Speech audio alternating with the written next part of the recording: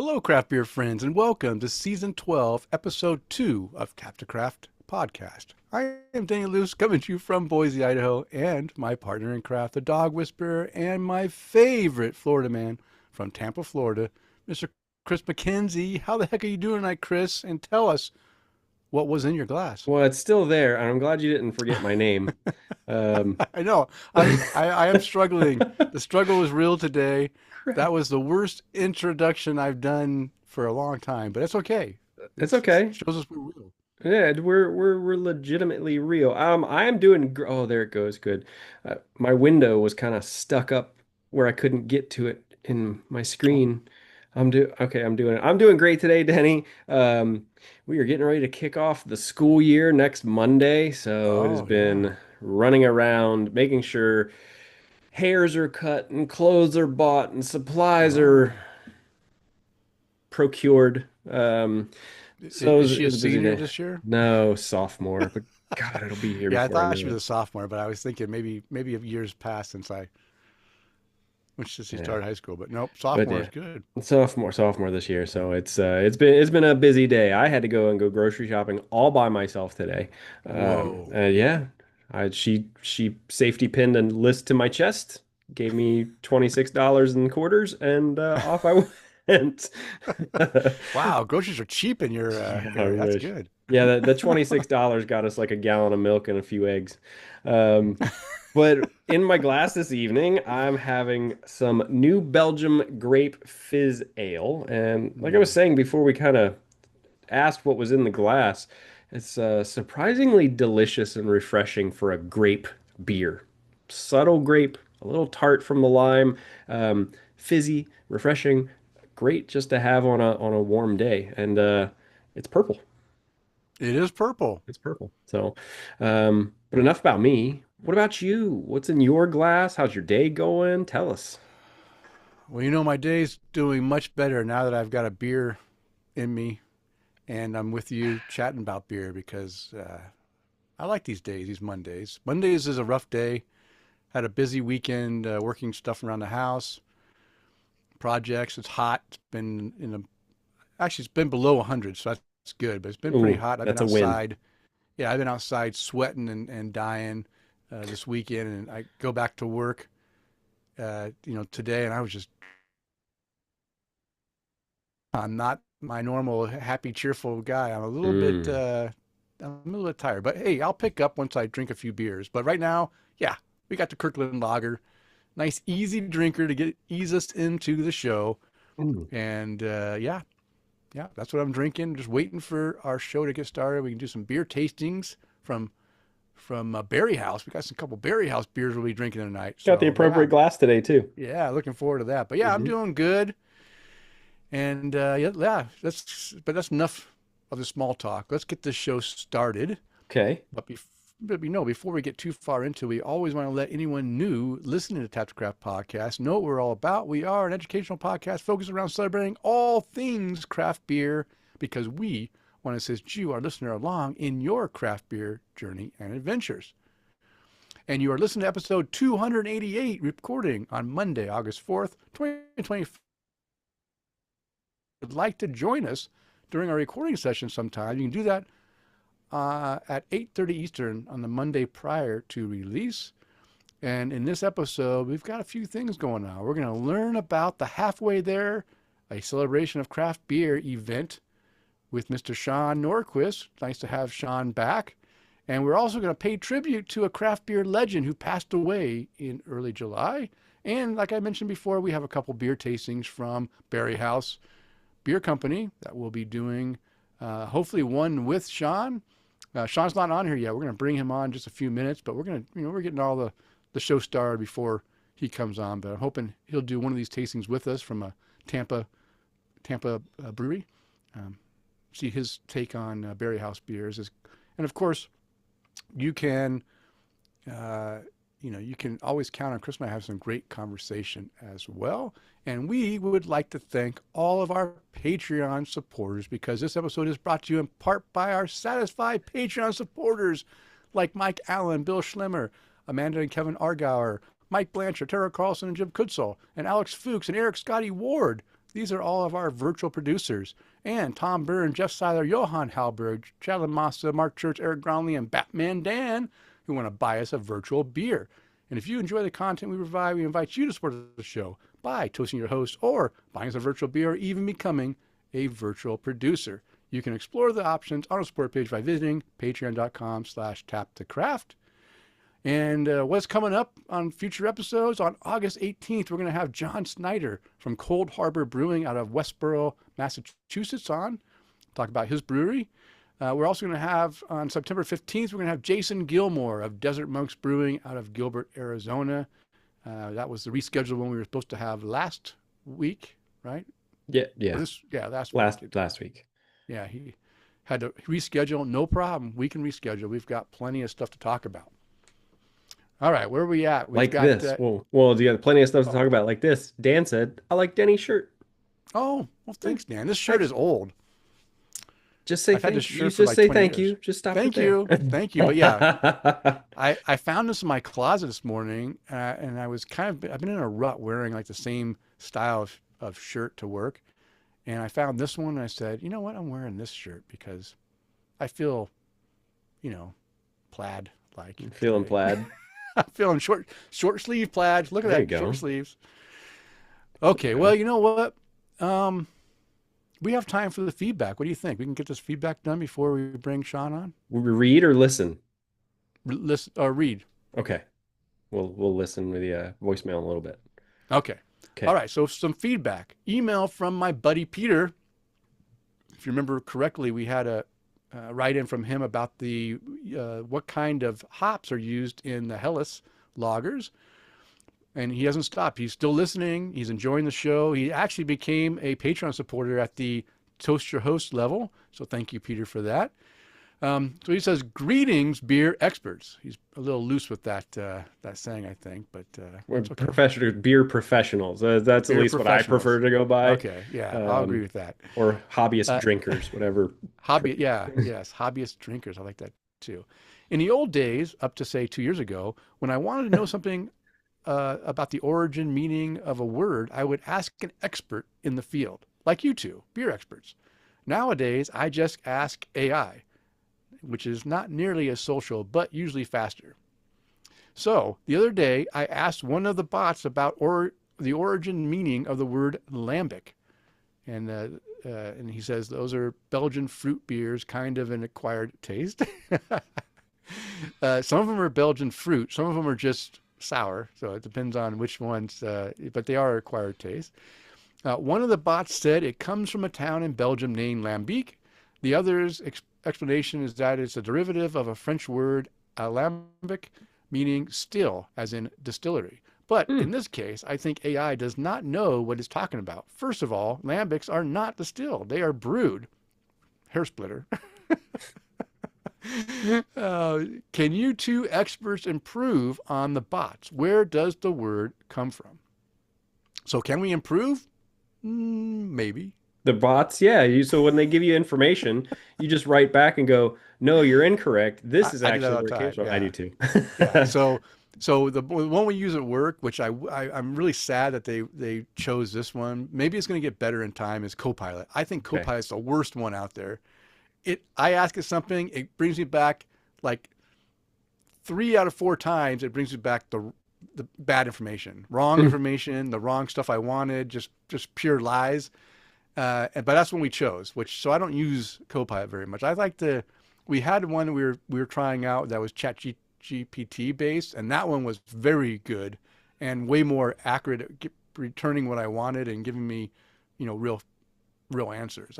I didn't have to correct it once, I think, the whole time I was using it. But, they decided that might have been too expensive for them, and they decided to go with the Copilot. I don't know, but maybe it'll get better. But here's what I found. And you know what? To be honest with you, the bot wasn't completely wrong. It just was taken out of context, maybe. So lambic is, again, just reiterating what a lambic is in case anyone didn't hit our lambic show a year or two back. I can't remember when we had it. A lambic is a type of beer brewed in the Pajottenland region of Belgium, southwest of Brussels, since the 13th century. Types of lambic beer include the Goose, the Creek lambic, and the framboy. How do you say that? Framboy. Frambois. Frambois. Sure. Frambois. Thank you. Yes. Lambic differs from most other beers in that it is fermented through exposure to wild yeast and bacteria native to the Zen Valley, as opposed to exposed to carefully cultivated strains of brewer's yeast. So it's wildly, wild fermented. This process gives the beer its distinctive flavor, dry, vinous, and cidery, often with a tart aftertaste. So the true origin on the name is not known, but as Peter pointed out, here are a few theories. This beverage was first mentioned in 1794 as alembic. The initial A was dropped early on so that in 1811, in an 1811 advertisement, it was called lambic, or lambic, with it's Lambic. Although it was sometimes referred to alembic, Alambic, as late as 1829. So, as Peter mentioned in his bot thing, there is some truth to possibility of, of this being, taken from another name. Although I don't think I got quite to the lambic part. So the name may stem from alembic or alembic, alembic, a type We'll of stick with it. still Yeah. used in producing local spirits such as cognac and Heavener? Heavener? I don't know what that There you is. go. Sure. Genever. Yenever? Maybe Genever? it's, I don't know. Yeah. But not used in the production of lambic. So Peter is correct. It's not used. It just maybe came from there because of some other reference. Breweries in and around Lambic, a village near Halle, Belgium, I don't know if it's Halle or Hal, have attempted to associate lambic with that name, including through the legend of a local saint, Vernius of Lambic. It could also come from the Latin word lambere, meaning to sip. So, you know what? AI couldn't find the true meaning, origin of the word, because nobody knows what the true meaning, origin of the word is. So there we go. There's We the did it. Look answer at to that. question. Timing is just spectacular. We finished that. Sean's here. Hey. What's up, man?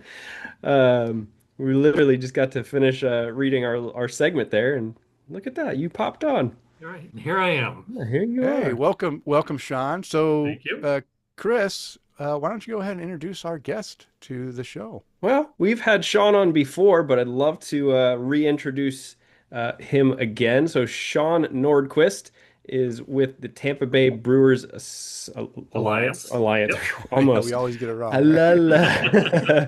And he's on with us this evening to chat about an upcoming beer event called Halfway There over in St. Yes. Petersburg. So we're excited to learn a little bit about that one. And Denny, while you were reading that segment, hmm we booked another interview. Oh, wow. Wow. You're busy while I'm busy. We'll be chatting with Pontoon Brewing out of Georgia. Oh, Okay. nice. Nice. So yeah, just got that email. So I've had some of their beers. They're quite good. same. Oh, nice. So I'm Nice. looking forward to those. So, Sean, I just saw you pour a beer. I did. What beer did you just pour? Sunshine City from Okay. Green Bench. Green Bench. Oh, Okay. Green Bench. Okay. It's Okay. it's an IPA. It's actually one of my favorites. One of the things I have in my fridge more often than not. It's a Okay. great, sort of just really pretty. See if you can. I don't know if the color will come through on the screen here. There we go. Oh, it's trying. Yeah. There it Yeah. goes. It's a little chill haze there, but yeah, it's one of my go-tos for sure. Okay. Okay. By any chance, did you also bring a Barriehaus beer? I did not. Was I Okay. supposed to? Well, we were hoping we're going to do a tasting segment on two Barriehaus beers, the Bublina Hmm. and also the The Hellas. House. The House I Hellas. I can tell you that there is no bad Barriehaus beer. I Um, agree. the Boblina is phenomenal. It's a incredible beer. Really, Okay. really great. I mean all their beers are amazing, but Yeah. that one is something special for sure. Okay, what is your favorite? Can you name one favorite Barriehaus beer? Like if you went to Barriehaus and said, "I want this beer on tap all year round," what would that be? I can never remember the names, but they're um, is it the Tampa Export? Is that the Oh, yeah? I That's mean one of my that's the export favorites. beer. Yeah, yeah. I the mean export beer. that's a go-to when I'm over there. Unless they've got something new for me to try, but that's a go-to for me almost Anywhere. every time, anywhere. Yeah, I mean it's a I'd say a near flawless beer. Yeah, yeah, that's a good one. I've had that. I've had the uh, Bublina as well, but I'm gonna have it the 2025 version, I guess. Hmm. Um, one of our listeners sent me a can of it last year, which was Oh, nice. nice. So, Fantastic. all right. Well, you know what, Kris? While we have you on here, you came for a very special reason. You, we already introduced that you're going to talk about the Halfway There event. Yes, So, are you ready to talk about this? absolutely. All right. So we're going to kind of wing this interview. I mean, I have some notes that I wrote down as far as what this thing is, but I don't want to read my notes. I want you to explain what exactly is the Halfway There event. And when you're explaining it, of course, you can remind people of, the alliance that you work with and Yeah. why it's important to, to promoting Tampa beer. Absolutely. So, the halfway there is the full name is Halfway There, a celebration of craft beer. It is. We're actually. I think we're on our 10th or I think we're on our 11th year now. Maybe I have to look at my Oh, note. wow. Maybe 10th year. But it is essentially it's the celebration of being halfway to Tampa Bay Beer Week. And it Hmm. was something that we came up with way back when I was on the board for Tampa Bay Beer Week, and we were always promoting um, all beer goings on around around the area all year long. But we thought we need some kind of revenue generating event. Hmm. There's really nothing going on around this time of year, at the time. Um, what if we had a halfway to, a lot of people have like it's halfway to Christmas or halfway to St. Patty's Day or, one of the, let's do a halfway to Beer Week event.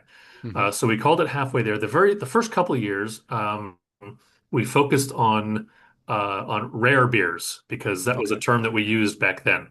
Um, and so like all the breweries that participated, they were tasked with bringing rare versions of their beers. Some of them brewed something, specifically for the event. Hmm. Um, you know, and so it was pretty fun, and there was a lot of really great participation, and breweries would bring all kinds of great.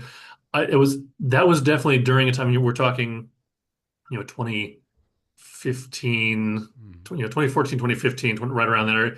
And so there was still a lot of people who were looking for, what's the rarest thing I can find? I want to Yeah. tick off another Untapped thing because Untapped was still a brand new shiny toy at the time. Hmm. Um, and and it's became more and more of a okay, now we're just sort of doing an August beer fest. And it was still great because like there aren't any around that around this time of year typically.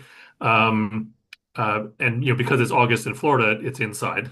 So Thank God. um, and then there was a couple tried some various iterations of doing different things, and this year we really want to sort of turn the attention back towards not rare beer, but towards what are we celebrating? We're celebrating that we're halfway to Tampa Bay Beer Week, so let's Hmm. put the focus on Beer Week, and so. It's still an invite, for it's, the majority of the people pouring there are Tampa Bay breweries, but not everybody. Because one of the things that, when Beer Week first started, we were celebrating beer culture as a whole. So that included, the Belgian beers, that included a lot of the European, some of the bars and restaurants that had really great selections of imports, of German and Austrian, places like Mr. Dunderbox and the Independent and um, places like that that were known for having such great beer selections outside of not just outside of the Tampa Bay beer scene, but and the U.S., but also the world beer scene. What are some of the best Hmm. beers from around the world? And so those were a big part of the early days of Beer Week, and a lot of those types of events have continued over the years. But we really are shining a light now on the events of Beer Week. So yes, there's tasting of breweries from all over the area, but we're also so the event is being held at the St. Pete Coliseum, which is an indoor facility here in St. Pete. It's over 100 years old. It's a historic building and structure, where a lot of people have had their proms and Hmm. dances and all that over the years. And there's great pictures from the 1940s and 50s of dances and events going on there. Um, and so part in that space, there's a big open area and a stage, but then there's these alcoves off to the sides. That those alcoves are going to be focused on some of the big events of Beer Week. So, speaking of the Belgian beers, we have the Global Beer Network, which is one of the big importers of Hmm. a lot of the Belgian beers in the area. They're going to be highlighting some of the stuff that the Independent is doing, and that Mr. Dunderbach. There's some of those places. That's a cheers to Belgian beers and celebrating Belgian beers.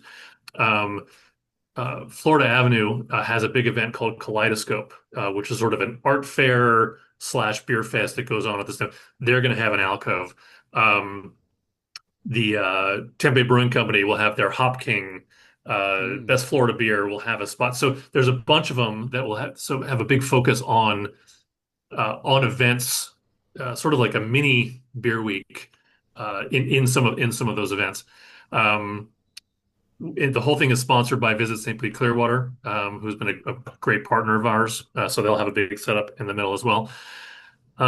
But yeah, I mean, the whole thing is a great beer event. There'll be some fantastic beers being poured, a lot of and a lot of celebrating beer culture in the Tampa Bay area, and all of it is put on by the Tampa Bay Brewers Alliance and Tampa Bay Beer Week. Um, and it's one of our big fundraisers of the year. Hmm. And what that does is that goes to a lot of the initiatives that the Alliance has. And so that's everything from, we have a collective buying program Hmm. that we do some things with. We have our internship program with USF St. Pete Brewing Arts program.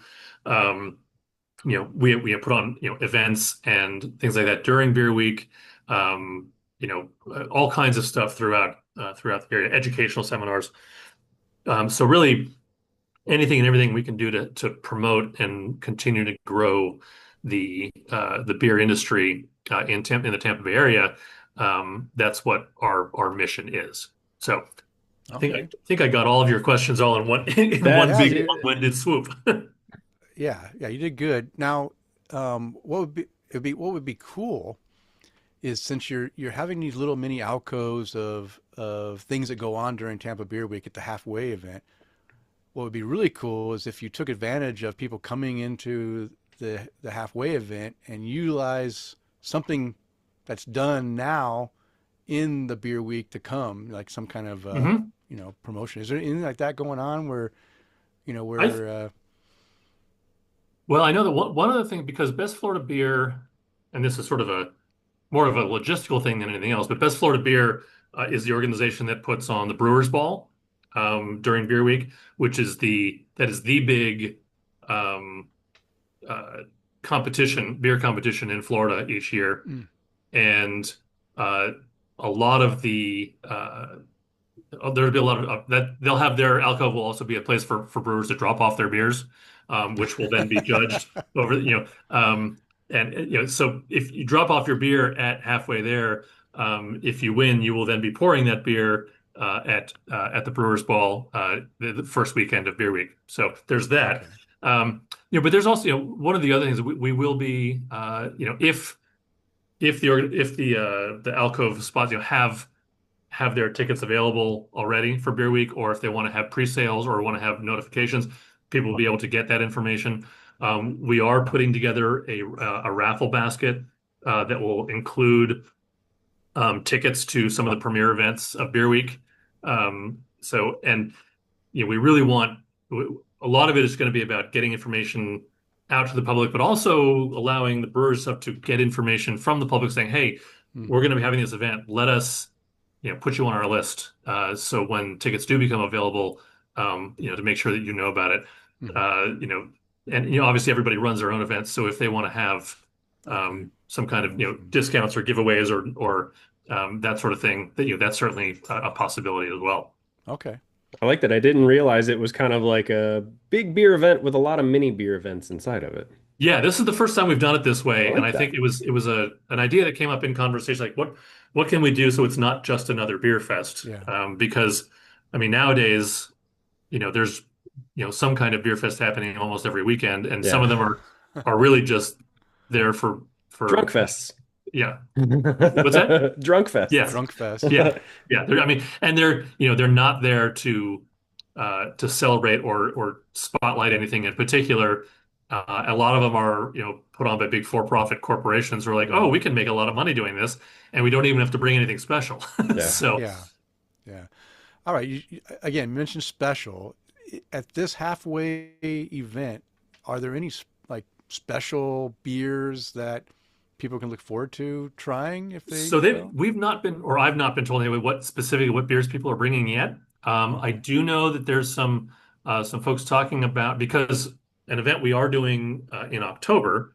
We're doing a cask festival, Okay. and so we'll have some information about that. They're one of the breweries who's going to be participating in that has said that they're actually going to bring a cask beer for that booth, so people can have a little sample of a cask beer. So that one for sure. I believe there's going to be uh, some special beers that were brewed earlier this year and maybe have been put in barrels.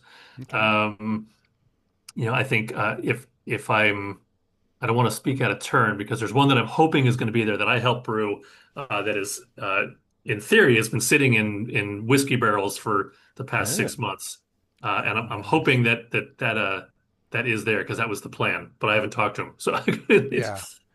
Yeah. One of the things they've done here, so we have one big event that's turned into it's a big music festival we have called Tree Fort here in the Boise in downtown Boise, and they have Ale Fort goes along with it. So it's basically a little beer garden, and you buy tickets to get in, and they have you know different beers, and they also have different events that you go on throughout the day that it's being held. And one of the events that I thought was kind of cool was they had a barrel, and they were selling raffle tickets to be able to take a nail pull from the oh, barrel fun. and be Nice. like the first one to taste this beer before it's released to everyone else. And Oh, that's very that, cool. so that's kind of a cool thing. Other events Yeah, that used to be not, I think they've had it at this event, but other events like at different breweries is when they do a cask ale, they make a big deal out of, it's time to go ahead and crack this cask and,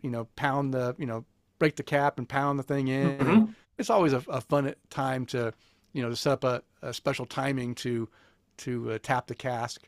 It might be fun to, if they can do that too, if they're bringing cask ale to that little alcove, it'd be fun. yeah, But those little events like that, they sound like they're not that, not that big a thing. But when you're there and you get around a crowd of people and you get excited to see what it takes to go ahead and tap that cask. yeah, Sometimes it's not as easy, right? You're trying to get right. that I can't remember what they call it, but plug out and then get that thing before the beer Yep. goes out. It's kind of a fun little thing that gets people pumped up, and then when it comes time to tasting the beer, it's always fun as well. Yeah, yeah. Yeah. I mean, so I mean, and I'd be happy to come on again another time and before the Cask Festival and talk about that one because that's going to be. I'm really looking forward to that. We've never done that one before. Hmm. Yingling is actually hosting us over at Oh, their big facility in Tampa, um, and they're really excited about it. They're actually brewing a beer up in Pottsville and putting it in a cask and sending it down for the event. okay. So Wow. which is, I mean, that's not something that Yingling does very often. So Yeah. I'm pretty excited about that. They've been great to work with.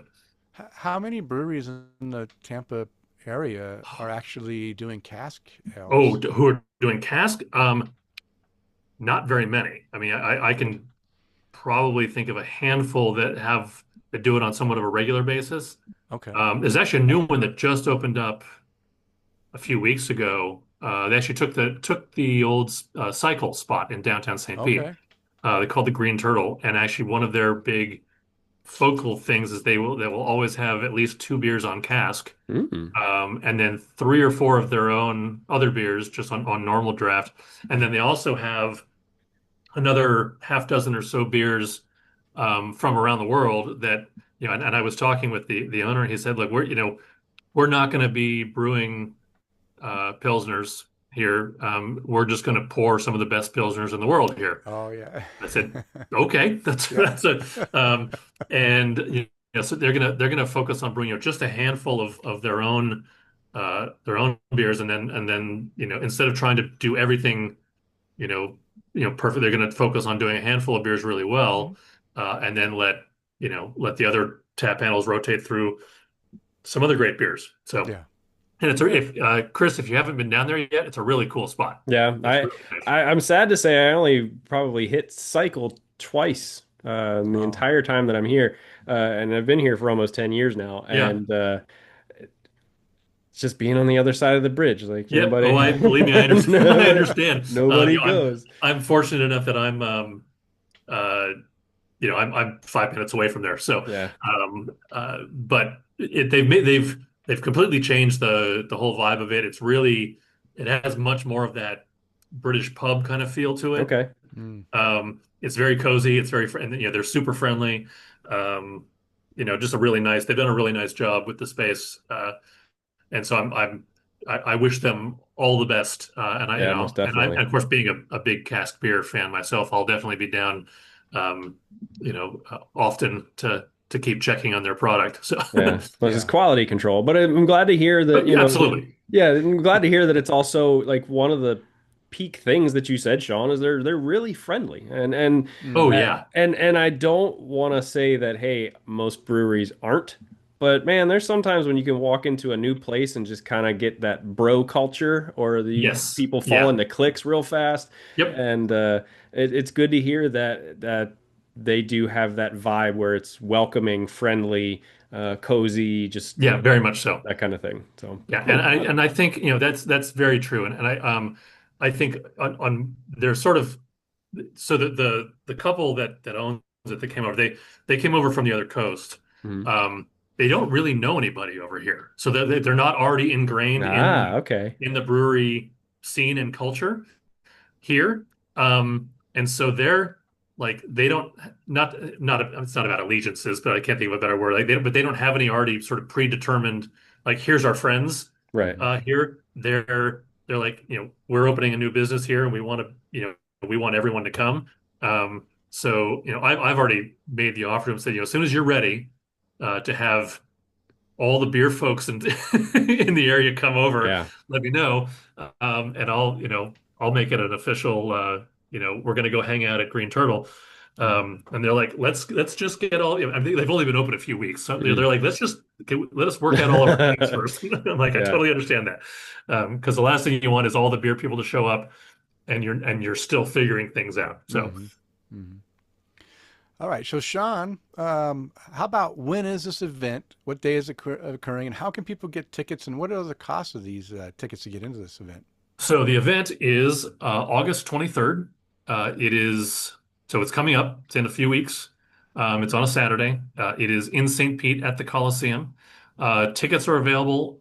You can either go to the Tampa Bay Brewers Alliance website or the Tampa Bay Beer Week website, and the information should be right there on the front page. Should take you a link to tickets. Tickets are 55 until day of. Day of they are 65. Designated driver tickets are $20. There will be food trucks there. There will be air conditioning, and there'll be a handful of vendors in there as well. Selling t-shirts and various wares and stuff like that. So yeah, it's something that if you're a beer fan in the Tampa area, you definitely want to go, and it's particularly this year because we are going to be highlighting a lot of the upcoming Beer Week events. I think it's going to be it'll be something a little new and a little and get you excited for March for sure. Yeah. And this is a over 21 only event. No, Yes, 21 and up only. and Yes. no pets either, right? Yes, no pets. Service, registered service animals only, and that's Okay. actually not even our rule. That is the city of St. Petersburg that owns the Coliseum. That is their Yeah. rule. So, Yeah. Yeah. No, understood. Understood.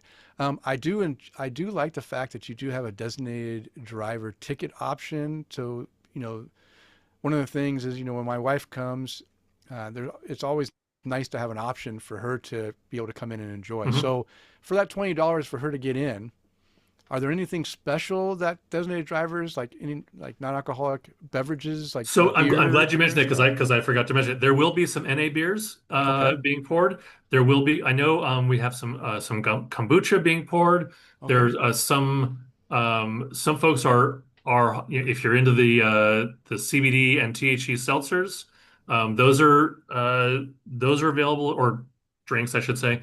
Um, so there will be some other. So I think that hopefully we'll get the coffee guys there as well. Uh, Okay. so I don't want to say their name unless they can't come, Yeah. That's fair. but there's a Yeah. really great local coffee company that hopefully they can come and be pouring some really great. It's a local coffee roasting group, so I'm hoping that they're there as well. Nice. Nice. That's good. That's good. Okay, Kris, anything else you want to ask Sean about this event? I was just gonna say I'm putting their link for tickets up on our social media too. Oh, awesome! But this is one of those events where I've always just gone, no, it's in St. Pete. I don't really want to go. And it's on a Saturday, so I usually work Saturdays and I'm off Sundays, Mondays. And the way that this kind of worked out that we can go, I was like, you know what? There's been so many times where I've just said, no, it's on the other side. I don't want to have to take the day off. And then now I get to go.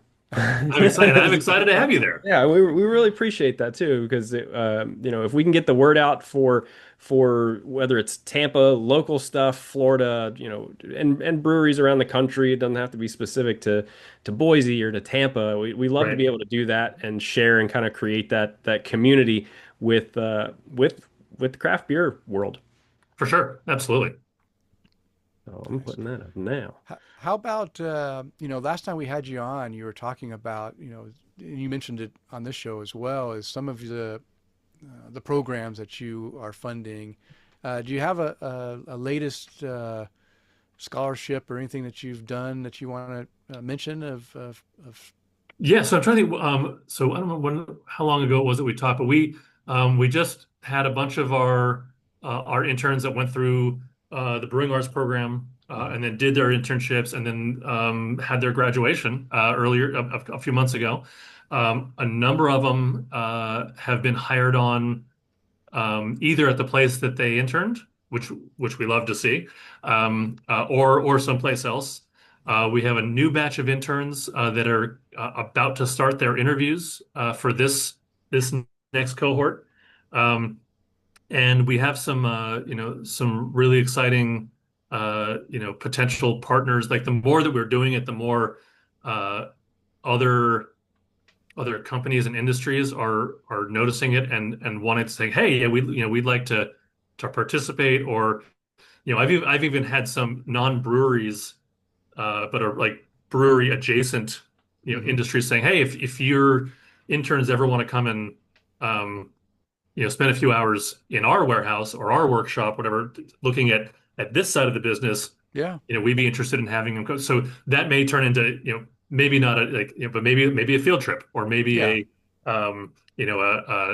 but some other kind of partnership where they can see, we actually, and the great thing is we have a lot of those companies here in the Tampa Bay area, um, that, they can take a day to go over and see, Yeah. a new draft wall being built.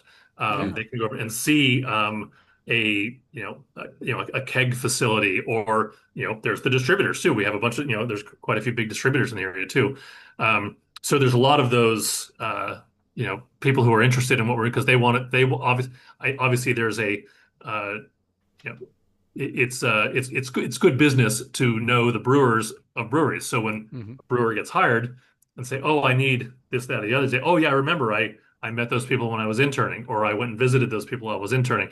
So it makes good business sense to have those kind of relationships as well. Yeah. Good networking for Yeah, sure. for sure. Um, I had another question I was going to ask you. and now I just forgot what it was. It had to do with. And the events from what's it, 1 to 4 Yes. on that Oh, Saturday one to too? four. Yep. That's Yeah. good. That's good too. Okay, so it's in the middle of the day, and then after you go have a few beers at the event, you got all of downtown St. Pete to You do. just It is. I mean, and and there is an official after party that's being held at Grand Central Brewing. oh, Um, Oh, that if you are still feeling the need and raring to go, pop on down to Grand Central and come hang out with the brewers and probably me. So probably me. oh, I remember what I was going to ask you. Again, it's not it's separate from halfway there, but um, I'm just curious if you have any insight on any legislation that might be going through to help brewers in Florida or in Tampa Bay itself in the area. not current. I mean, Okay. nothing happened this past year, Okay. which is not surprising considering the current political climate. Hmm. I mean, they didn't even get their budget passed. They had to do a whole special session just to get their budget passed. Mm. And even that, even though, one party has super majority and controls everything, they couldn't agree on the budget. Um, Mm, everybody has their own priorities, and so Yeah. they couldn't agree. So basically, anybody who was looking for something, It's significant on or hold. helpful, was disappointed. Um, I don't know that next year is going to be any different, but we'll see. Obviously the powers that be will try to push for some kind of either self-distribution or Okay. franchise reform change, or even some smaller, at least what should be considered smaller ticket items like licensing fees and stuff like that. But just getting your initiatives you know into committee is hard enough. Hmm. Getting it through committee is and then you have to get it through three committees on each side, both the House and the Senate. Um, and all it takes is one person to on the Senate side just to not bring it up. And so ah, it's Mm. it's really hard to get anything passed in Florida, Yeah. unless it is almost predetermined from the beginning because the governor and his and his supporters have already decided that that's what's going to happen. It's one of the best ways to actually get something done is to have it attached to something else, Yeah. um, Yeah. which is hard to do because you can only do so much. So Yeah. obviously everyone's always hopeful, but Okay. I've found at this point that some of the best things we can do are the things that don't require an act of Congress, Yeah. and just keep plugging away at that. Yeah. Yeah. I think for sure that distribution would be probably beneficial to especially smaller breweries Oh, sure, for that sure. just want to be able to get their beverages out to local establishments without Yeah, without having to go through the middleman. yeah, That would be great.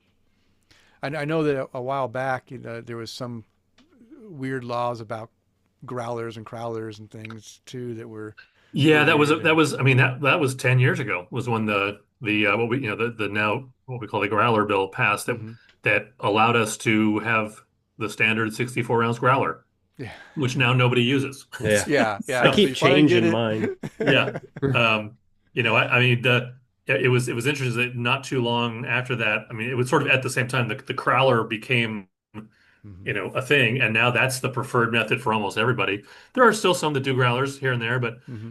not very many. Is it okay for breweries to do crowlers and sell them from their Yeah, establishment? yeah. Okay. In fact, I mean, they could even before that law change because the crowlers are only 32 ounces, which was what the Yeah. law allowed. Okay. And more people prefer the crowlers now because they're lighter, they're cheaper. You can ship them, you can They're store them stronger. longer. Yes, they store the beer better. You don't have to get all 64 ounces. You can actually get, you can get 32 ounces of something you want. Yeah. Um, so I think, in the grand scheme of things, uh, the growlers are just a much better option all the way around. The growler also did clean up a lot of sort of messy and contradictory language about breweries and stuff like that. That's the unsexy part of the law that just it it made things a lot clearer as far Hmm. as what breweries could and couldn't do. Yeah. Um, but everyone still calls it the growler law. So Yeah. All right. Good. All right. Well, Sean, you're more than welcome to hang out with us, but we understand if you are a busy man and Yeah, time for me to head out, but I appreciate yeah. the opportunity. Hey, No, thank you for thank you coming for on reaching and out too. sharing. Yeah, Yep. And then sharing so halfway Kris, there. I'll see you in a couple weeks. Yes, sir. And then I'd love to come back again as we get closer to October and talk about a cask fest. Yeah, let's do it. Let's plan for another short session Oh, like we and had Kris, today. just so you know, the cask fest is going to be in the evening Ooh. on a Saturday. So, Oh, you Afterward. okay. know, just just throwing it out there. Just might have to figure that one out too. Okay. Yeah. All right. Well, Sean, thank you again for coming Yeah. on, man. We really appreciate you having taking the time to chat with us, and hopefully we can spread the word about halfway there a little bit more for you guys because again, I didn't really know a whole lot about it, even being in the area for the Sure. last almost decade. So it's Mhm. been cool to listen to and learn about, and might be one of my new ones that I might start going Yeah. to on a regular Yeah. basis. Well, yeah. And make sure you find me and we'll hang out. Oh, definitely, I All definitely right. will. All right, All right. thanks, Sean. Have it. Thanks a lot, guys. Yeah. All Yeah. right. Bye. Bye bye. Okay. Well, you know what? We're gonna go from here and we're gonna do a beer tasting, Chris, because my Yes. beer's been empty for a while and Yes. I'm getting thirsty. So we're gonna do our first beer tasting tonight. I gotta get it out. Whip Wait, it out, wrong Denny. one. Wrong one. Okay, this is the beer we're gonna be doing tonight. It's hard to Bubbleina yeah, it's hard to point something so you see it. And then there's kind of like the side pour or handle there Bublina. too. Bublina. Bublina. Bublina. The old Czech Bublina. style Pilsner. And it just kind of a side note off of this beer, Denny. So this beer is an award-winning beer. It says on the side, it's from the World Beer Cup. They are actually producing oh, that sounded nice. They are actually producing a Bub Light, which Yeah. that I'm really excited to get a hold of because of I love this beer. This is one of those beers that if I happen to be in the area and I get and I'm in Barriehaus or something, and if I can take some home, I'm taking this one or the Tampa Export. But I see Tampa Export in a lot of places, so Everywhere. Yeah. yeah. So it's Is this a seasonal beer or is this a all year I round I beer? believe this is a year-round beer. Okay. Okay. So, what is Bublina? As Chris mentioned, it's a Czech style Pilsner coming in at 4.5% ABV. And he said it is a 2024 World Beer Cup gold medal winner in Bohemian style Pilsner. Wow. World Beer Cup gold medal. So, this beer it's got some, you know, some award stature behind it. And it's Um, got some balls behind it. Yeah, it says it's a classically brewed with thick portions of boiled Mm. Moravian malt. Never heard of that before. Moravian? Uh, Moravian? Moravian? Sure. I don't know. I never heard the word, so I'm just saying how it looks to me in my eyes. Plentiful amounts of traditional Saaz hops for an authentic Bohemian flavor. The bublina or bubbles in this beer are best experienced in Tabinger tankards from Czech side pull faucets. So this is definitely for Eric Scotty Ward. He needs to have this on his side pull Well, tap. Matt Griffo even said he was like, this is a great beer. Um, but he also said sadly that he's going to be out of town for the Halfway Beer Festival. So, but Yeah, it's it's such a pretty beautiful. beer Such too. clear, lots of bubbles coming out of this. You can see the bubbles. You can see right through it. Yeah. Yeah, And it's got a nice hop and malt, very malty. yeah, Actually, it has more malt character in the aroma, which is a subtle at the finish of the aroma. You get a little bit of that hoppiness, a little spiciness in there. But yeah, big and malt, doughy. well, I don't know why we're playing around. We're just Yeah, teasing with this thing. Let's take a drink let's take of a it. sip. We're Yeah, over here being thirsty. mm, that is tasty. That is super crisp. This is one of the and dry. I love the fact that definitely got that dry finish that, I could tell right away. Taking a sip, you get some of that sweetness, in your mouth when you first put it in your mouth, a little sweetness, but then you get right there, you also get hints of the bitterness, and Hmm. it kind of counteracts it right away. And you drink it, it comes across like super crisp, clean, of course, clean, and then finishes off with a nice dry, bitter finish, Yeah. which makes you want to take another sip. Again, we've been talking about these beers that make you want to drink more. And then I think that's if they can nail that in a beer recipe, to me, that's it's like, feeding you salty foods to make you want to drink more, right? So you get Yeah, that you get the little sweetness up front, and then it's a dry finish, and then it's kind of it's almost like a warming bitterness. Not like alcohol yeah. burn, but like the No, bitterness no, is no just burn. like Yeah, it kind of blankets your palate, and then it's there, and it's not screaming in your face, but it's definitely there. yeah. And No, it's a it's there. really good addition to this beer. Yeah, yeah. Interesting that in the aroma I get more like bread doughy, but I get more of a cracker Would you malt call me flavor when I drink it. Yeah, cracker. cracker? I'm a crouton. I've got flavor. Crouton. Uh, I got spice. but I can definitely see why this is a gold medal winner at the World Beer Cup. It's super good. I It's a loved it when delicious I had beer. it the first time, and I'm loving it right now. Drinking this for all of our listeners who, if you're able to get this beer, if you're in Florida, you should be drinking this beer. Ooh, it's really bubbly. It makes me want to burp. Maybe because I'm drinking it too fast. It's because it's good. It just makes you want to drink more. Hmm. Okay, well, I don't know what else to say about this beer. Um, it's going down fast, Yeah, like prom night. like prom night. All right, so Kris, you hinted at the fact that we have some voicemail. Are you ready to play the No, voicemail from Batgirl Jessie? no, because she's probably You're gonna not yell ready? at me for it. She's waiting. She's Uh, waiting. See, okay, I'm ready. Okay, I'm ready. she's ready. Here it All right, comes. here it comes. Wait, I here don't it hear comes. anything. Okay, now here it comes. Hey guys, it's Jessie. I'm sorry, I'm pretty drunk right now. I've had a really rough week, but I just want to tell you that the She said, "Oh Bravasi, God." it's a hard soda. It's really kind of light, but so far I've had the blood orange, the peach, and the Mm, mango. But if you mix the blood orange with the peach, the blood orange has got a lot of flavor in kind of the back end of it, and the peach has got more of the flavor in the in the front front. end of it. And so if you mix the two together, it winds up making like a really full flavor, really good drink. Fuzzy navel.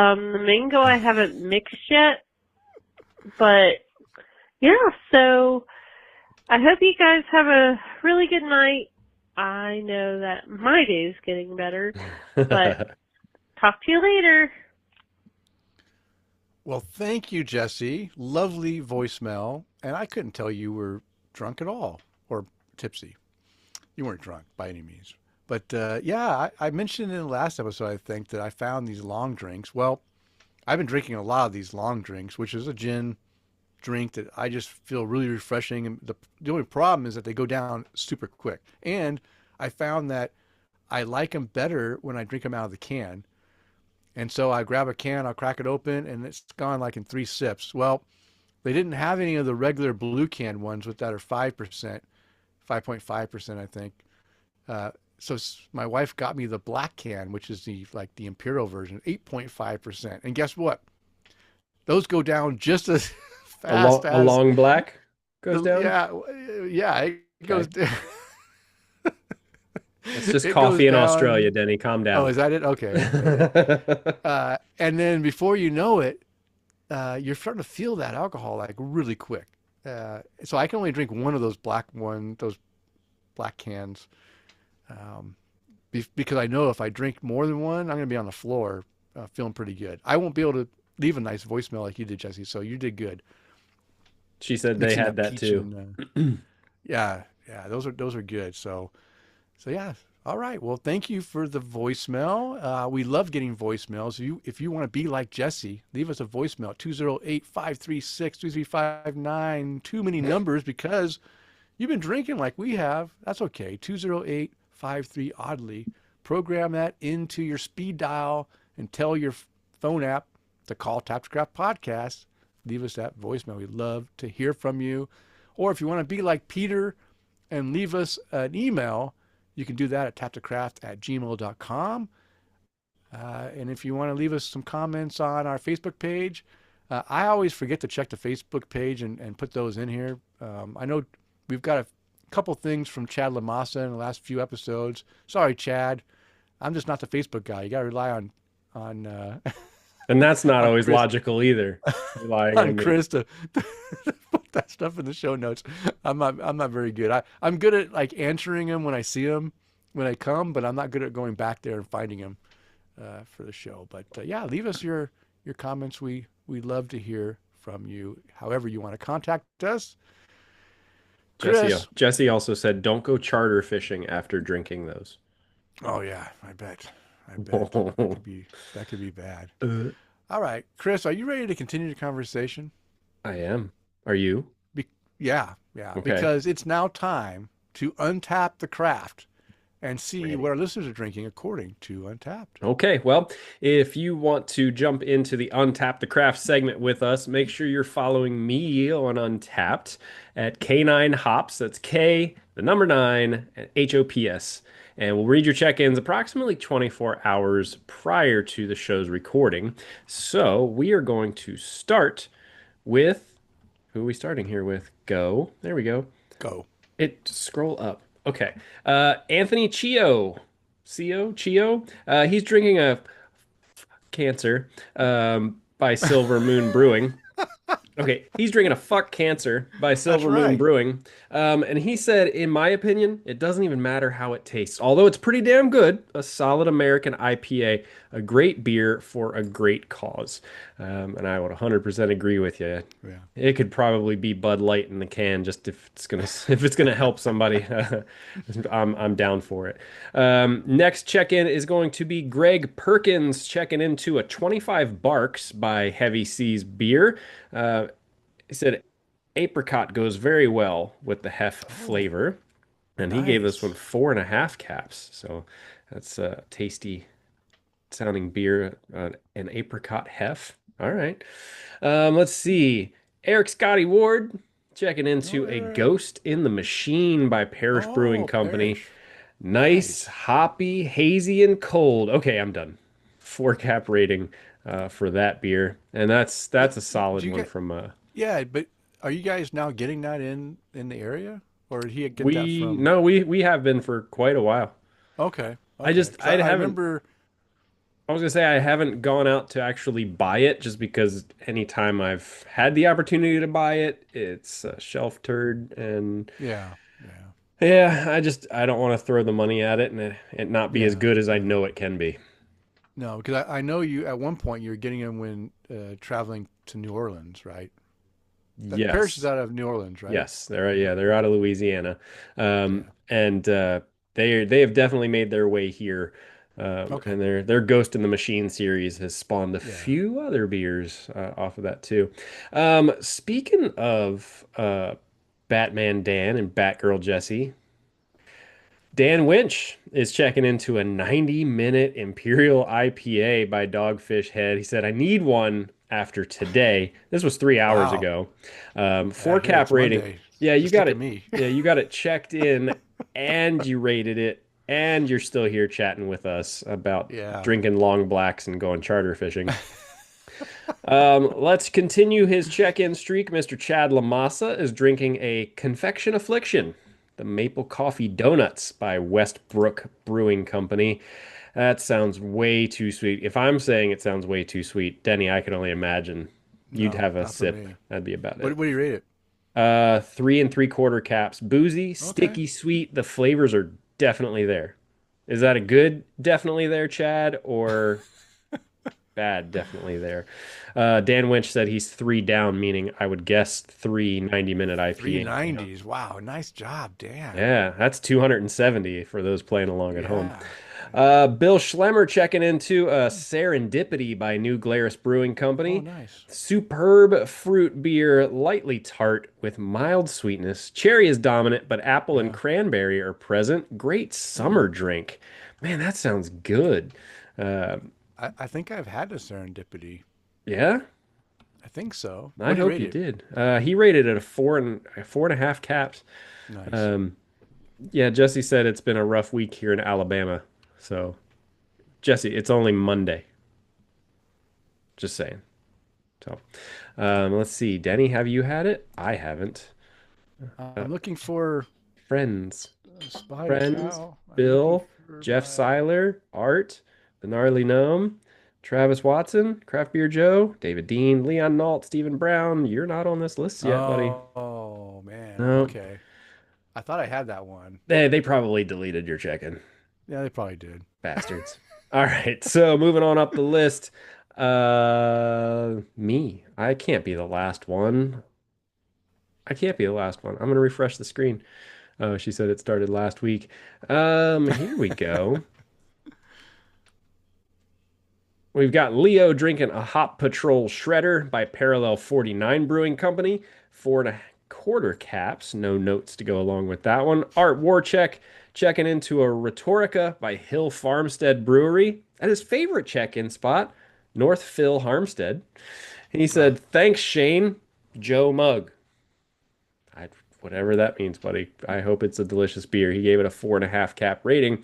And checking in for our last uh, check-in for the Untapped the Craft segment, Matt Griffo. Dan spilled a Matt. beer.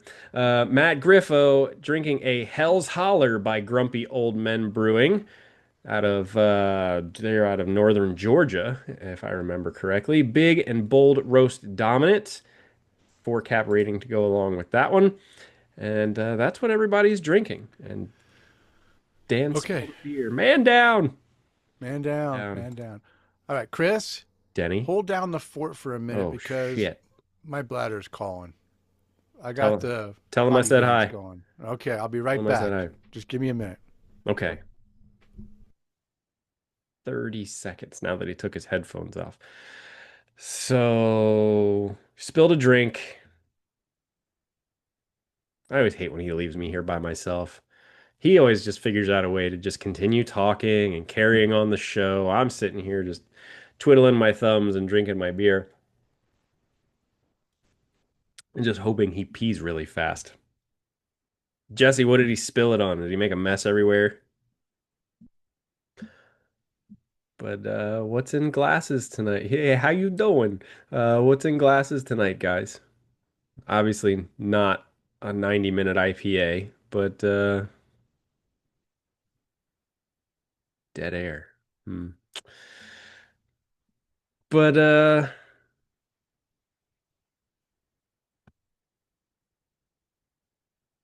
half the phone charger, half on the mini fridge. That's not bad. That's not bad. You two are ridiculous. But Matt Griffo, Grumpy, what was it? Grumpy Old Man Brewing Company. Sorry, I forgot what it was. I tried going to them, Grumpy Old Men Brewing. I tried going to them when I was in Blue Ridge a couple of years ago, and they were closed for the day, so I didn't get to try them out. But I heard great things about them. So hopefully I'll get up there again and check them out. Oh, thank God Denny's back. He's putting his earbuds in right now. Don't look at me. Put your earbuds in. Quit screwing around. Oh, all of a sudden they're tangled up and oh hey. I wasn't talking shit about you while you were I, messing with I your was headphones. taking I was taking my sweet time. I know you were. Oh, I I feel only better now. I good. I only flubbed a little bit. But hey. Okay. All right. It's okay. We still have everyone with us. No, we didn't All lose right, anyone. Jesse wants to know when the October thingy is. I'll have to look it up while we're With the chatting trip to today. Yeah, you guys need to make a trip back to Tampa and enjoy the Watch. cask ale. It's evening. gonna That'd be the great. week. It's gonna be the weekend that I'm supposed to be in Orlando for work. All right. Well, now it is time. Was that too loud? No, Oh, that was okay. me going, please. I hope it's not. Oh, okay. I thought I was being too loud and your No. ears blew out. I can be loud sometimes. All right. Well, now it's time for the Brew Buzz. It's time, which the Brew Buzz is devoted to discussing various related topics. And this week, we're going to focus on a little celebration or tribute to, I guess, the founder of craft brewing as far as opening up breweries.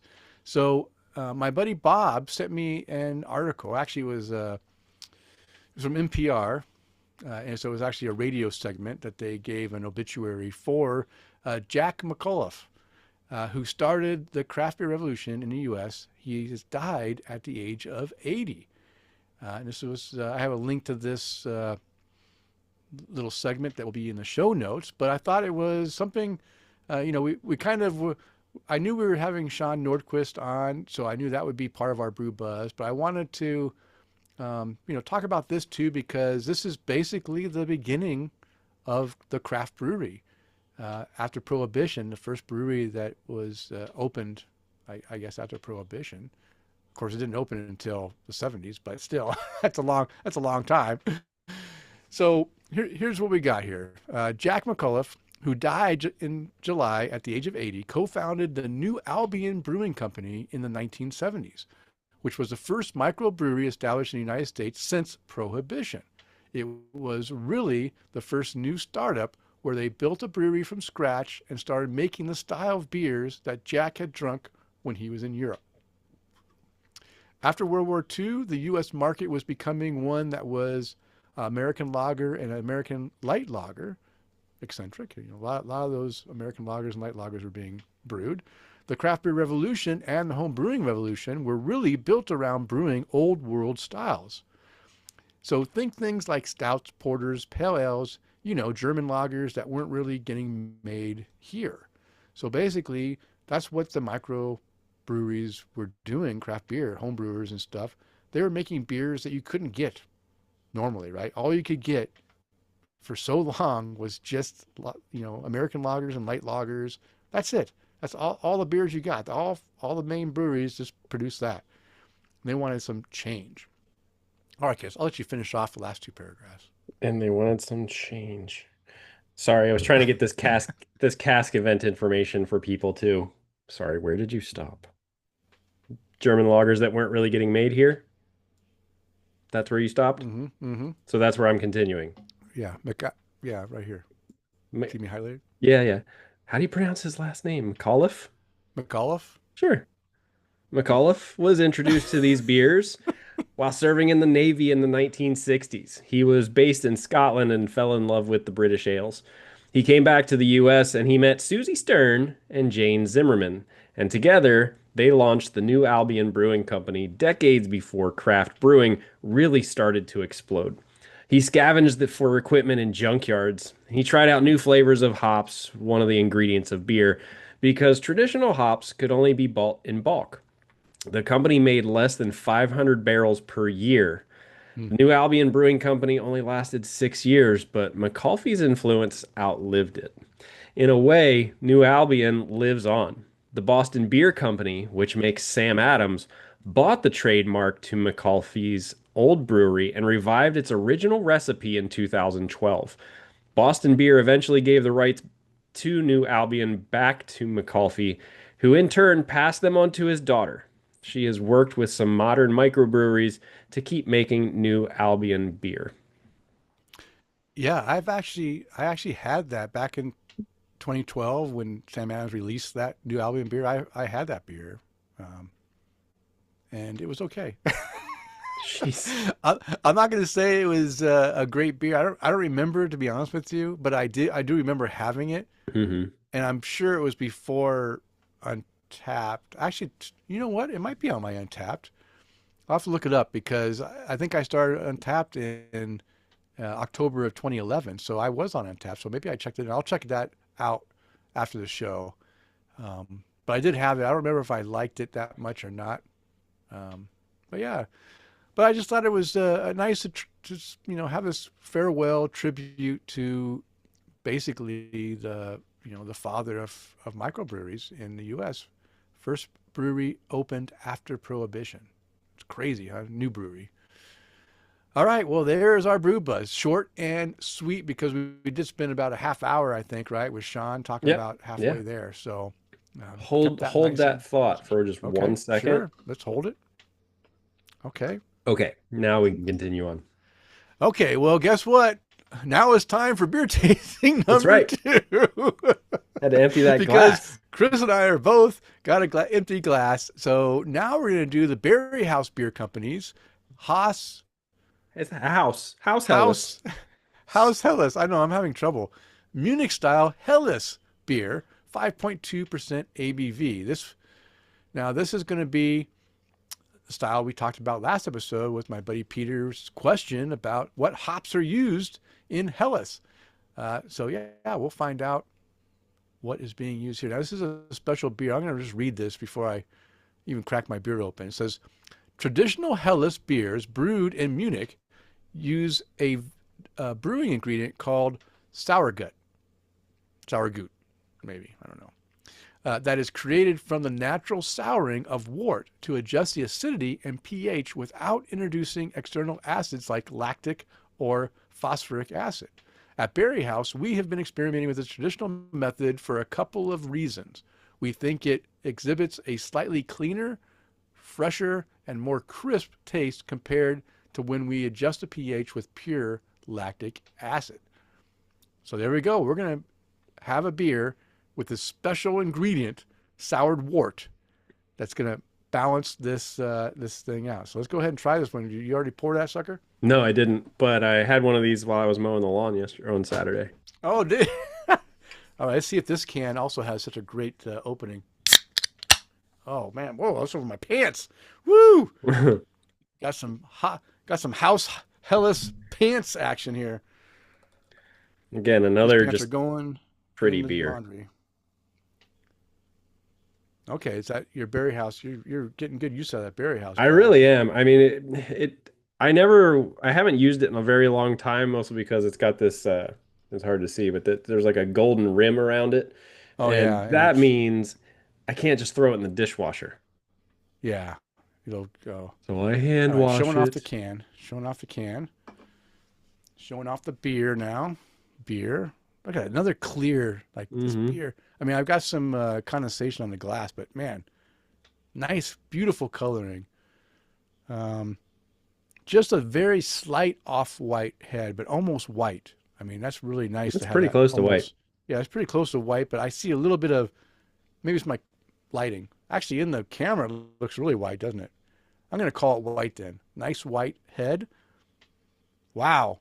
Great aroma. Wow, this has got almost a corny, like a corn character in there. I know there's no corn in it, but I'm just saying that it's got a lot of grain character in there. Wow. This one smells like it's going to be sweeter. What do you think? Is it going to be I sweeter? can't or answer not? that question. You're not going to answer? No, You're gonna my let me my try for myself? my opinion is biased. Because you had one lawnmowing? Oh, Okay, so let's take a good sip too. then. Yeah, Let's take take a a sip. sip of this beer. Yeah.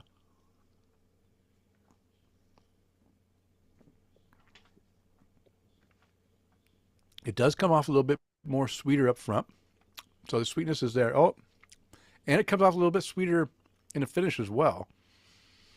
Not sweet, but just it does have a little bit of sweetness. Not as, okay, definitely not nearly as dry as that Czech Pilsner. No. That beer came off super dry, nice little bitter. This one comes off dry, but in a normal dry with some feeling of sweetness, even though it's not really there. It's one of those trick plays. You feel the sweetness up front, but there's not a lot of bitterness in this. So the bitterness is like hidden away. That's to bring out calm that sweetness down and bring it out so it has a nice kind of neutral finish. Ooh, that is fairly dry finish, but it tastes way sweeter when you're drinking this one than the Czech Pilsner for sure. And it's definitely not as big of a hop presence in this one either. Mm. Um, it's it's almost kind of soft. Wow, I'm trying to pull out the flavor in here. I can't. I don't know. Having trouble nailing this flavor down. Yeah, I'm. We'll just have to drink Caught, more of it. you caught me without words. You know, I love when I can do that. Get you a beer that just makes you just think. This does not follow. It kind of it does. This tastes like a Helles, but I'm gonna say I'm still getting almost like corn grit uh, malt versus getting some cereal or bread doughy malt. I'm getting I said I kind of smelt some corniness in the That was just aroma. that was just our jokes. Yeah, we're pretty corny. This one's hard for me to describe. You got me, Kris. I don't have words to put to this beer except for I get maybe it's not maybe it's not necessarily it tastes gritty but not grainy. So Uh, it tastes like it would be gritty, but not necessarily. You're not getting a mouth feel of that. mm-mm, mm-mm. Oh wow, yeah. This one's also pretty easy to drink. It's not heavy. It's definitely on um, you know a more lighter body with a little bit leaning towards a little bit light to medium body, but not heavy. An easy drink. Oh, what the hell? I haven't Um, checked into this beer yet. Come on. Me neither. Wow, I am. Yeah, I'm speechless on this. I need some help, Kris. You had two of them already. Help me out. What do you taste in Liz, this? I've had plenty of those, but it's usually when I have them, it's kind of a social setting, so I'm not really. I'm enjoying the beer, but I'm having a conversation all at the same time. So, um, I'm not sure. These let me hops try here. definitely have a little fruitiness to them. I'm getting a little bit of fruity character in the hop in the finish. Maybe that's what's throwing off my taste of no, I mean, I honestly don't get any traditional malt character. I mean, maybe I get a little bit of bread dough, maybe, But it's very subtle. but it's super subtle because everything else is maybe it's that sour gut. Maybe it's playing tricks on me with the pH change. Well, I'm Okay. going to say it's a good beer. That's all I'm going to say. I am enjoying this beer. It's definitely rather crispy. It's crispy, but not as crispy. I think the Pilsner is more crispy.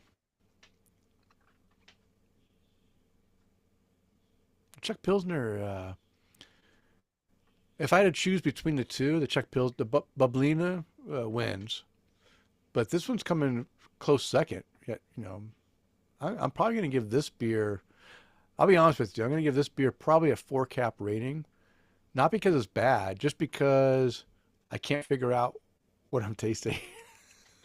So that's funny that you say that is about the average rating on Untapped, Is four caps 4.03 4.03? Yeah, out I of think this is 266 ratings. So okay. Okay, so I'm right there with the average. I feel that I'm above average typically, um, but I think this is. I mean, I'm enjoying this beer. It's very good, well done. Um, it's not a traditional Helles that I'm used to, though. I think, but I think you're looking for a little more maltiness, a little more hoppiness to it, I would guess. Um, Here's what Dan had to say about it. Dan said, crisp and clean, a lot of bubbles with little head retention. Not a bad thing, in my opinion. Great beer after yard work. All right. And He said, "I've been liking these Helles and Pilsners. Thanks, Kris." So he gave it 4.5 cap rating. And it's probably because you were out working Definitely a bump up in the for the yard. yard. Yeah, the after yard work beer, 100%, at least a half cap rating increase. Um, yeah, yeah, it's good. All right, uh, this is all I have left. I Yeah. Out of that drank the 16 rest. ounce can, we're Oh man, I'm lots, burping up. These are lots of some very bubbles. effervescent, lots of bubbles in these beers we've been drinking tonight. All right. Well, thank you, Kris. I do enjoy this beer. I'm still trying to think of what I can't, I can't, I can't put words to describe it as well as I want to, but it's good, unique. It is. And I think just the flavors in them are just, in this one specifically, they are a little more subdued. And it is Yeah, really kind of hard to nail down some sort of flavor characteristic. yeah, yeah. There's nothing distinct that just sticks out. Um, and that's what's killing me is that I can't just pull out one thing that definitely is there. It's kind of a And I it don't want to doesn't, say bland. It is kind of bland though. I guess maybe that's it. It's everything is so balanced that it just blands everything out, and it's not there's nothing that stands out. not blends, balances. It balances. Balances, but also kind of okay. Maybe bland is the wrong word. It balances it out where there's nothing that makes it stand out that you can pull out and say, "Whoa, that's really good." I can say that it's definitely crisp. I can definitely say it's clean, very clean. There's nothing off in this. Um, I can say it's balanced, 100%. This is super balanced between the malt and but maybe it's too balanced. I need to have something stand out. Nothing standing out. The carbonation. The carbonation standing out. Carbonation standing out, but it also stood out with the Bublina too, because Yeah. I've been burping. Actually, even the Kirkland lager I had earlier, that one's bubbly too. They're all bubbly. I'm all bubbling up here. Okay, Kris. Well, thank you again for that beer. Barriehaus doesn't disappoint. I'm not disappointed. The beer is really good. I could drink a 4-pack super easy, especially after doing yard work. Um, really, really good beer, no doubt. Okay, Kris, how about your new Norley beers? So I had the chance to go over to a brewery a couple of blocks away from Barriehaus the other night, Denny, Okay. called Sky Puppy Brewing. Now, Oh, what a weird name, right? yeah. Uh, do you know what a Sky Puppy is? You told me a while back, but I forget. It's a bat. Yeah, that's right. You Yeah, did it's tell a me this. bat. Yeah, you mentioned that before. Yeah, Sky Now, Puppy. Yeah. I had many, many people tell me, Matt Griffo is one of them, going, you need to go over there. You need to go over there. The beers are good. You need to go over there. And man, I was not disappointed at all. And just kind of side note, Matt Griffo said a Helles is a German pale lager. Think of a Pilsner that wasn't hopped enough. Super balanced, easy drinker. It is easy drinking. So back to Sky Puppy. Um, Good night, Jesse. Yeah, good night. And Matt said possibly the best beers in Tampa right now. Okay. So I had three, I got to try four. I had a couple of sips off of Tina's too. Tina's was like a tropical sour with a lot of fruit puree, specifically because Okay. she got the end of the keg on this one. So Oh, it was like a mini fruit salad, a little smoothie action. But it was still really good. And they had Denny, you would have loved this. They had a Schwartz beer on tap. Had that one. oh, yeah, love Swartz beer. And then they had an English style brown on tap. Had that one. Oh, that's nice too. Wow, And I like Sky Puppy already. yeah, and then I had the Kolsch. So right, so this was a There you go. yeah. So I went in initially, and my buddy James, who we know him as the beer czar, James, every time he goes into a place, he always says, "Get the Kolsch, get the Kolsch." Hmm. So I took his advice. I was not disappointed on the Kolsch. Um, Had he had the Kolsch before and knew it was a good one? Yeah. Okay. I just want to make sure, because I've had some Kolsch's that weren't good. Yeah. Because I also go for the Kolsch.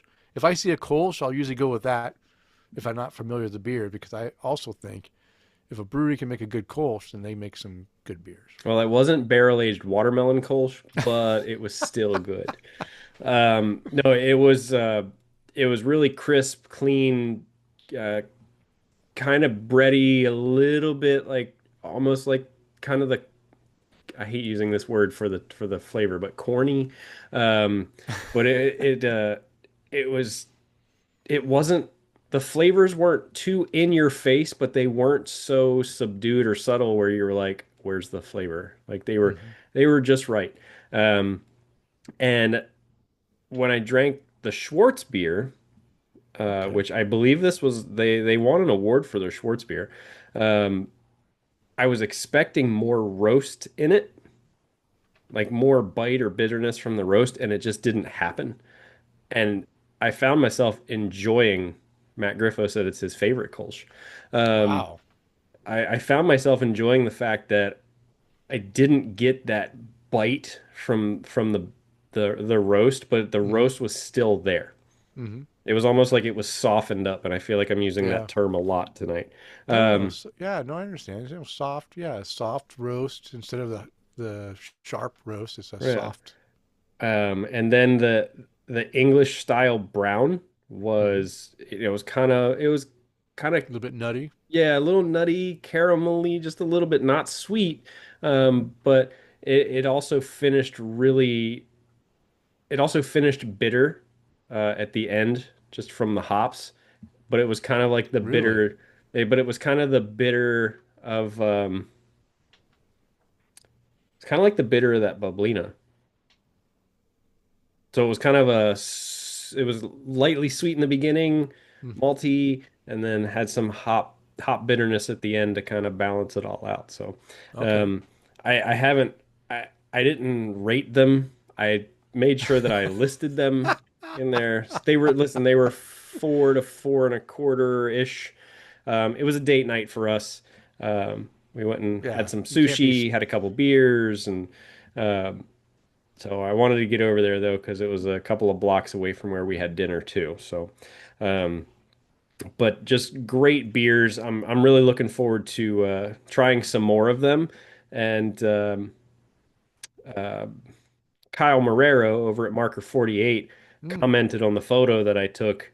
I can't remember the brewer's name over there, Kyle, but he said, "Yeah, I always love this guy's beers." And I'm like, "Well, I'd love to chat with this guy a little more and find out a little bit more about his beers too." So yeah, hopefully we get to chat with him in the future about Sky Puppy, because it was a really cool brewery inside too. Very, very just kind of laid back vibe in there. Not super bright, not super loud, but Denny, it was a Saturday night. Was it Saturday? What day is today? It's Monday. It's Monday. Believe it or not. Saturday night. And it was, I want to say it was probably 8:30. And man, we had a hard time finding a table to sit down at. So glad to see that. They had a great wine selection, great beers, great brewery. So I'm going to go check them out again. Nice. And nice. Matt Griffo backs me up on it too. So, so Sky Puppy, Tampa, go check them out. Denny, what about your new and noteworthy beers? Okay, I'm going to start off with Mother Earth Brew Company. I visited there the Friday before last. I don't remember why. Do you need a reason to go visit Mother Earth? I don't need a reason. We were meeting friends there, and then we met some more friends there. So we had a big group, and I didn't plan on drinking as much. I drank 5 beers while I was there, and this beer I'm going to talk about right now, I had 2 pints because it was so good. I had to get more. Oh, these burps, these beers are killing me. So it's Mother Earth's Sticky Stuff.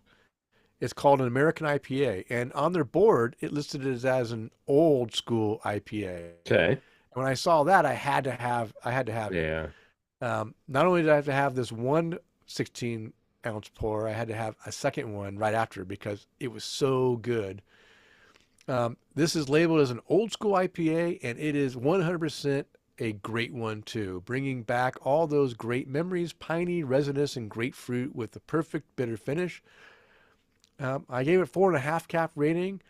I don't know why I didn't give it a 5, but I felt like maybe I've been giving too many 5s. But great beer, and like I said, I had to have 2 of them because I enjoyed that so much. So I had a what's I that? was gonna say you loved it so much that you had to have 2, but I you had to have couldn't give it 2, 5.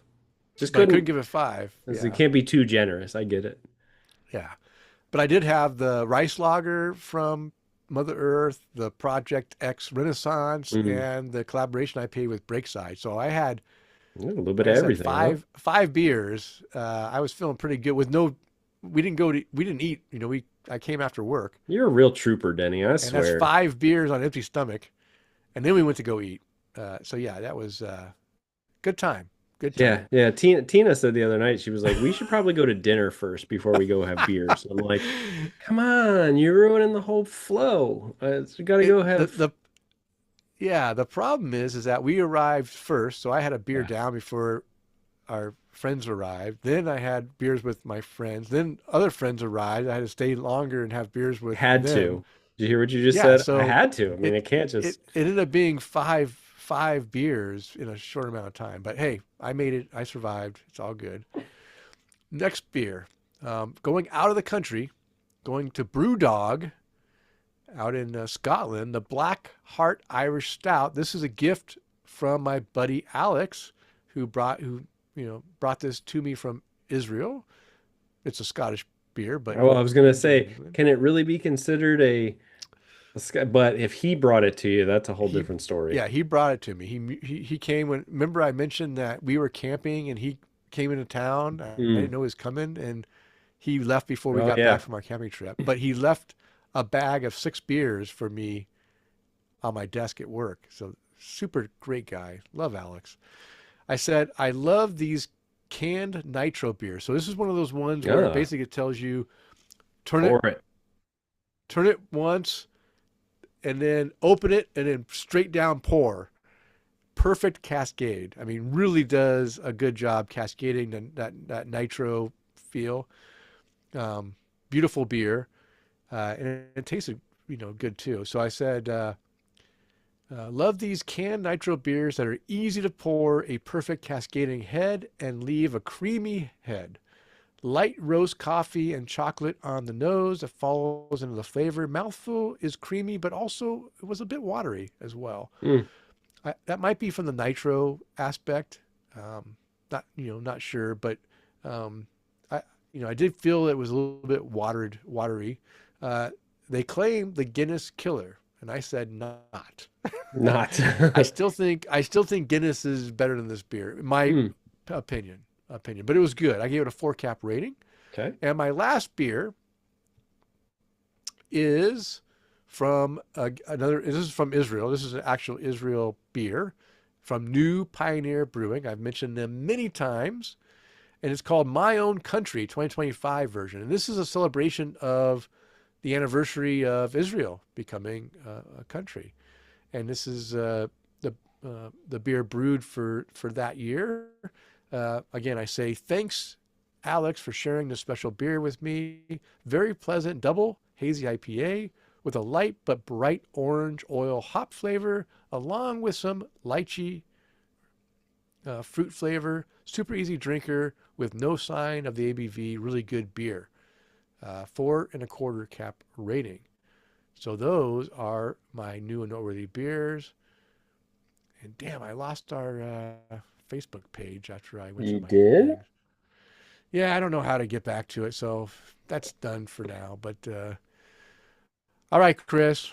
Um, Man, great show. It's a Yeah. lot of variety of information, but it is time to call this show to an end. But before we do that, who would you like to raise a glass to tonight? Okay, there we as go. you cough, As I die in the as you microphone die. here. Don't die on the I microphone. can't die on the show. That'll be the worst show ever. So I would love to raise a glass to Sean Nordquist. Thanks for Yeah. hopping on with us tonight. It was great learning about halfway there, and looking forward to coming and checking out the event. And not only Sean, but the folks over at the Tampa Bay Brewers Alliance and Tampa Bay Beer Week. It's our beer week is usually the first or second week of March, and that's weird to say that we are halfway there in the year.